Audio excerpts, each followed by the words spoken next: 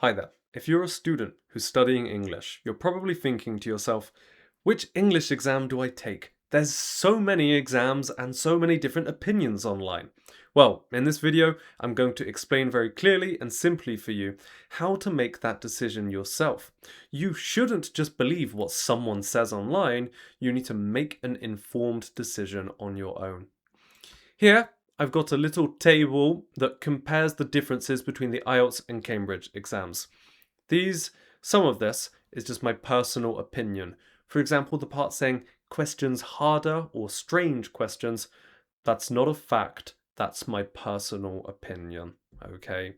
Um, Feel free to have a read through this. I compare the different sections of the exams. I talk about the price, the expiration, and the grading. So take your time and read through this.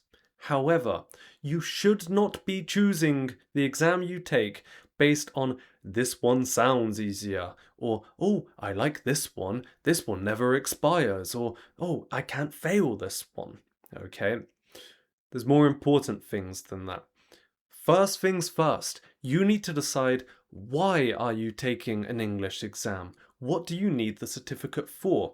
Generally, there's a few reasons people take English exams: to study or for work. Lastly, immigration. There's many different certificates that do many different things. I'm mainly going to be talking about the IELTS and Cambridge certificates. Now, generally, the IELTS certificate is better for immigration and for university studies. On the other hand, the Cambridge exam is normally better if you want to stay in your country, but build your career, okay? Prove to your boss, your employer, that you've got a good level of English. But you shouldn't just take my word for it. You should go and research specifically what you need. Here are some examples for you. If we have a look at the University of Bristol, which is here in the United Kingdom, you can see that they specifically mention accepting the IELTS academic. So if you want to study at Bristol University, you should probably be taking the IELTS academic. Now, okay, let's imagine you are from Germany and you want to study in the University of Bologna in Italy. You go to the University of Bologna's website.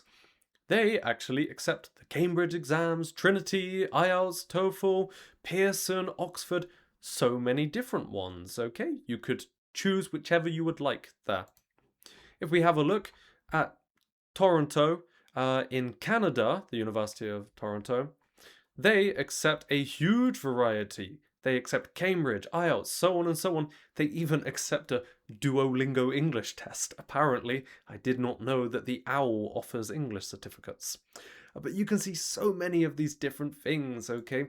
And in fact, if you even go to the UK government's website, they say that they specifically only accept certain verified English exams. They do not accept the Cambridge exams. So if you want to work in the UK and you want your visa, the Cambridge exams generally are not acceptable. Instead, you will want the IELTS for UK visa exam. Basically, these are just some examples, but the most important thing to do is actually go and research your specific need. Look up the website of the place you're applying for or the government of the country you're moving to and see what they say. And if they don't say it, email them. And if you're immigrating, I highly recommend you speak to someone who is actually a legal expert in this area. Go and find a solicitor or a lawyer who works in this area and actually get their professional opinion. Because at the end of the day, I'm not a legal expert, okay? I just want to give you my general experience so you can make these decisions for yourself. I hope this video has been a very short summary for you, and if you have any questions, please do leave them below. Thank you very much for watching.